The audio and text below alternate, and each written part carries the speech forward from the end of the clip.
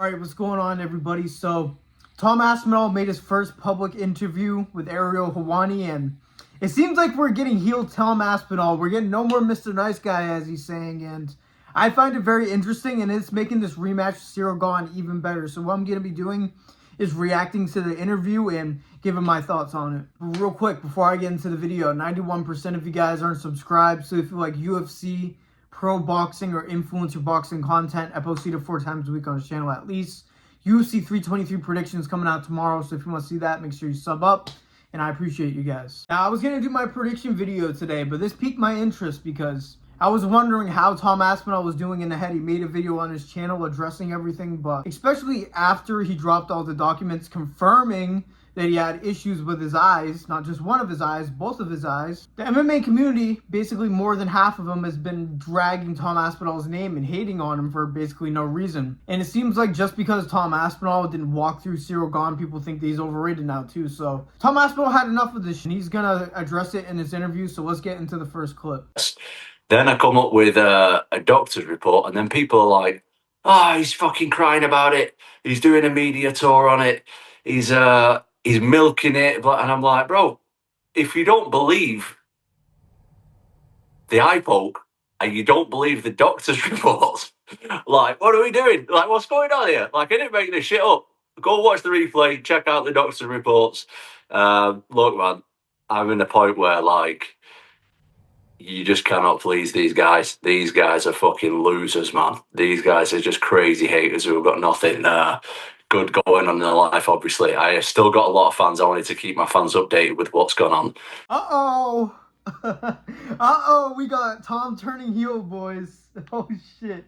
He is done taking all that bullshit because, bro, he's speaking facts, bro. He got evidence out there now. People were clipping stuff of him, like, looking at the camera side-eye, acting like his eyes couldn't move just because he injured his eye. We have people like Kenny Okoye, MMA Joey, taking advantage of it, piling on, hating on Tom Aspinall. He just called all you motherfuckers out, and there's nothing that you're going to ever do about it. Kenny Okoye, you still want to slap Tom Aspinall? He may not reciprocate that threat much better now that he's in this mood. I love this shit, bro. This is going to make the rematch even more hype. He is genuinely pissed off, and I think that's going to add to his fire to the fight 1,000,000%. These are just haters. They're just haters. Like, I've got so many loyal fans, so many positive people around me. My inner circle is so positive and good that I'm just trying to focus on that rather than these, like, low-life people who just want to drag successful people down to their level. Like, I'm the friggin' heavyweight champion in the world. Don't you forget it. I earned my way to get into this spot. I've got multiple records in the UFC, and I did shit that most of these people couldn't even dream of doing, so that's why they're trying to drag me down. Now, this is something that we never see from Tom Aspinall. He's always Mr. Humble. He always gives his opponents props and almost, like, discredits himself whenever he gets glazed in interviews. Now he's saying, none of you motherfuckers could do what I do. Fuck you. This is crazy, bro. This is amazing. I think this is great. This is what he needed. This is the venom he has been missing this entire time. Calling all these people out. Either they don't have any common sense and don't understand how, like, sensitive the eyes are, or they're just using it for views because they have no creativity. I wonder who that is, but this is just amazing. I love this. In a way, he's being arrogant and cocky, but he was nice for the longest time, and now the community turned his back on him. What does he owe to the community at this point? Absolutely nothing. He has the owner of the company saying that he just didn't want to fight. Like, he was unable to see Dana. He did not want to fight because he wanted to quit. He did not want to fight because he didn't want to have a major disadvantage not being able to see anything. Duh. But also the unfortunate reality of it is half of the people don't even mean what they're saying. They're just doing it to get a reaction out of people. We live in such a place where there's so many losers that are so bored with their lives where they have to get a reaction out of people to entertain themselves. This is the whole rage bait culture that streamers have started. That is all tying into each other. So when ridiculous stuff is said on the internet, half of the time they don't even mean it. It's just engagement bait, and it's just a sad world we live in. Like, they need entertainment throughout other people because they're just boring, shallow people that spent their lives online. It's unfortunate. Minutes after the fight, Jon Jones changed his profile picture, the duck with the eye patch. A few days later, Dirty Boxing, he's on a horse coming to the weigh-ins. a horse with an eye patch. This scene here, he's made some comments in the aftermath about, like, you know, your heart, your determination. You've looked for way outs. What do you make of the way Jon Jones has talked about you and acted towards you in the aftermath? Yeah, good for him, man. Good for him. I thought this guy was the GOAT. Focus on yourself, bro. You retired. Just do your own thing. If you're so much better than everybody else, just go and enjoy yourself. Don't worry about what I'm doing. Now here we go with Jon Jones again, sneaking his way back into everything because he's an attention whore. Sorry. Hopefully I'm deep enough into the video where I could say that, but yeah. He didn't want to talk about Aspinall for months, then all of a sudden Aspinall has a blunder, then all of a sudden he wants to talk about him over and over again. And again, we don't see this from Aspinall. Most of the time he was respectful with Jon Jones, which I'm not. I think he's a shitty human being, and I find it so funny that now he kind of wants to build up this fight with Aspinall for the White House, even though he wants it to be Pereira. He knows it's going to be Aspinall if he does. Now he wants to build it again, huh? Now you want to build again? He does all this shitty shit. He does all that shitty stuff, and he abuses women, he abuses PEDs, and then all of a sudden he wants to be Captain America, right? For the White House card. Of course, Dana isn't going to let you on that card if it's going to be sacred like that. But I don't know, Dana kind of gives in sometimes, so it might end up happening, but I hope not. Him talking about, like, an old fight where you got submitted and all this stuff, like questioning your heart and all this. You see that? Yes, I mean, I've seen bits, but, like... Does it annoy you? Does it piss you off? Not at all, mate. Not at all. At all. I was trying to get a fight with him. I realised that's not going to happen, but Jon's just doing some damage to himself out there, so I'll let him do his thing. Okay. Now, that was another dig at Jon Jones right there, saying he can't get out of trouble, which is very true. Very, very true. And Ariel said it, but it's not in this clip, but this is very true. Who is Jon Jones to say that Tom Aspinall doesn't have heart for shit? You just absolutely ducked him for 8 months and retired when you didn't get your way. Actually, that's a lie. You got your way. They called your bluff, gave you $30 million, and you said, "Nah, never mind. I'm not going to do it." You signed a contract. You got emotional on the Nelk podcast, drunk, got asked about Tom Aspinall again, and went, I don't want to fight anymore, Dana. That's exactly how the things went, by the way. Basically, it could have lined up a little bit differently, but I am pretty sure that's how it lined up. So I just think it's funny from Jones to say that, but we can finally move on from that prick, bro. Enough with that guy. After all the stuff you had to deal with over the past month, year plus, over the past year plus since your last fight, the Jon Jones saga, how are you handling it all? Well, I've learned a lot. To be honest, in the last since this happened. Mate, people will turn their back on you quick. Like, if you're not meeting expectation in the way that they put up for you, people will turn their back on you quick. So, like I said, luckily I've got some really, really good people around me, like my family, my wife, my friends, and stuff like that. Like, I'm very, very lucky to have good people around me. The other stuff, the people online and shit like that, I'm just starting to realise that they're just a bunch of low-life haters, man. A lot of them. There's a lot of amazing MMA fans out there as well who really support the sport, really know what the sport is, but there's also a lot of just like weird kids online who are just sat behind a fake profile commenting and stuff like that. So how am I dealing with it? At first, not very well, but I guess my skin's getting a little bit thicker now, and I'm starting to see what the world is really like. Okay. Bro, this is actually hilarious. We're straight up getting bully Aspinall. Can we really blame him for feeling this way, though? He held out for 8 months, holding on to the super fight with Jon Jones, doing what the fans wanted, doing what the UFC wanted, and then what? One thing goes wrong. He doesn't walk through one opponent. Oh, this guy sucks. We have Dana White saying in the press conference that, oh, he just didn't want to fight. Nothing about the eye poke, nothing about him not being able to see, he just didn't want to fight. I can't force somebody to fight. Making him sound like a quitter.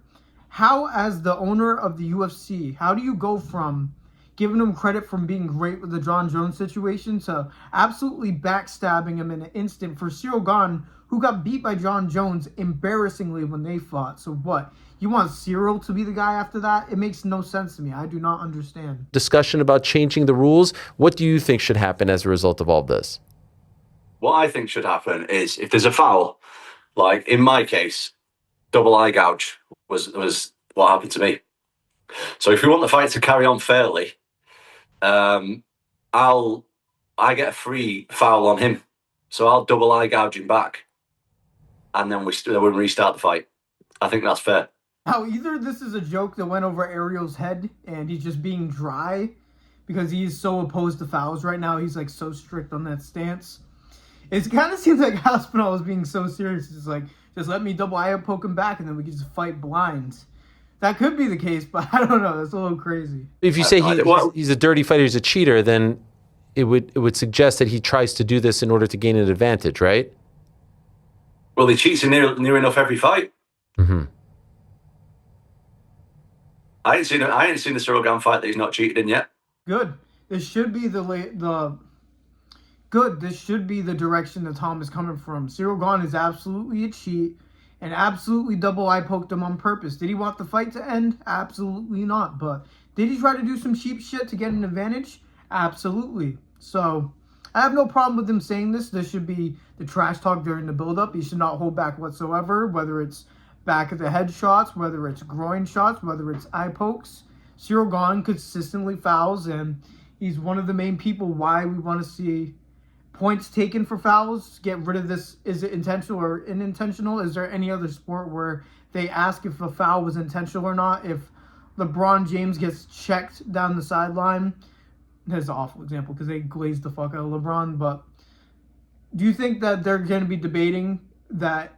The only thing that they debate is if it's a flagrant, and that only changes ejection and stuff like that. If somebody sets a hard screen and moves, then it's a moving screen. They're not questioning if did he mean to set the moving screen? No, he did it, so it's a foul. That should be how things work. The way you feel about these tactics, do you have any concern about fighting him again? Maybe I'll be doing the fouls next time. Who knows?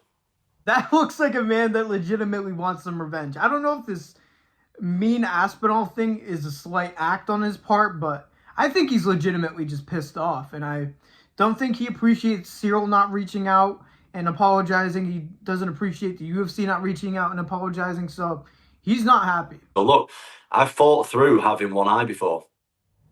But when you get double eye gouged and it's against the rules and you can't see anything, like, if you're going to continue, that's just suicide, especially against a guy like Cyril Gane. Like, if I can't see somebody because of an illegal move, look, if it's legal, everything's good. It's a punch, kick, knee, elbow. We got to carry on. We got to fight through it. But if it's both eyes and it's an illegal technique, I'm not a dummy. Like, I'm not gonna carry on in a fight that I'm definitely not gonna win because somebody else is cheating. And now, this is a very valid point for Tom because we have people like Anthony fucking Smith, like out of all people to comment on this shit, saying, "Oh, I fought one eye in Shanghai. You got fucked up and had one eye, and it was from a punch. Andrei Arlovski punched Tom Aspinall in the eye, and he had one eye. He shelled up and, well, he guarded up to get his vision, and he fought through it because it wasn't a foul that caused it.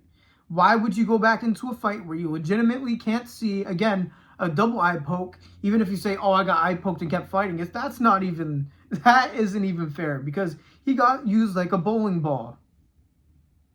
He got used like a bowling ball, and it is not fair for DC. What was it? DC saying that fighters, we just usually fight through it. You fought through an eye poke and got knocked out against Stipe. In your retirement fight, wasn't it your retirement fight? Like, yeah, man, the great strategy of fighting through an eye poke and getting knocked out. What an amazing strategy for a champion to take. Like, what? Were you just having fun there, or is this actually going to be the new Tom? Are you going to show us a different side of you? What did you mean when you put that out? No, this is, I mean, I'm always going to be me when it comes to people I know and love and stuff. But as far as this fighting stuff, this stuff's ruthless. And I mean, I think that my fighting record speaks for itself in how quickly I can finish somebody, but I ain't gonna be nice to people no more. Okay, what do you mean by that? Like, who are you referring to? My opponents, mainly. Okay. Did you feel in the past you were too nice towards them? No, not at all. Not at all. Not at all, but I'll be less nice going forward. Okay. Bro, Tom, just go out and full on say it, bro. You're the baddest motherfucker on the planet, and nobody can fuck with you, and tell him to shut up. Be like, I picked the right option. I'm the baddest motherfucker on the planet. Still, shut up. Because, listen, bro, one of the most annoying things in this world are people mistaking kindness for weakness, and I have no respect for those type of people. So I have no issue with somebody that was once nice swinging back, because that is a real problem in this world. To deep it, mistaking kindness for weakness is very common, and if you're kind to people, they are more likely to walk all over you or not take you as seriously as a person. And it's sad. It only takes an eye poke in UFC. That's it. That's it. They'll switch on you that quick, so you don't owe anything to anybody. That's a lesson in life in general, not just that. That was Tom Aspinall's interview with Ariel Helwani. We got heel bully Tom Aspinall in the flesh. This is going to be a whole mythical fighter where he's not going to lose again. I cannot imagine him losing to Ciryl Gane with this fire in him. Of course, he was dealing with or I should say he was struggling with the distance management. Ciryl Gane was slightly above on strikes. He made his nose bleed, but it just happens. He did not get his ass fucked up. Yo, he did not get fucked up because he got a bloody nose. Some people just get easy bloody noses, and again, it's just people that have never been into a gym before, just talking. And either they're doing it for views or they're just stupid. So that was my reaction to Tom Aspinall's decent interview, clearing up everything. I do not blame him for switching up whatsoever. If you disagree, please let me know in the comments. Make sure you guys subscribe, turn on notifications, all that. Again, my UFC 323 predictions will be out tomorrow. Double upload. Early in the morning, I'm watching Jay Apataya versus Sankara. And I'll make an instant reaction to that, then an instant reaction to UFC 323. So make sure you guys subscribe. I'm grinding. I'm also having a stroke, apparently. But thank you guys for listening to me yap like usual. God bless every single one of you. And peace out.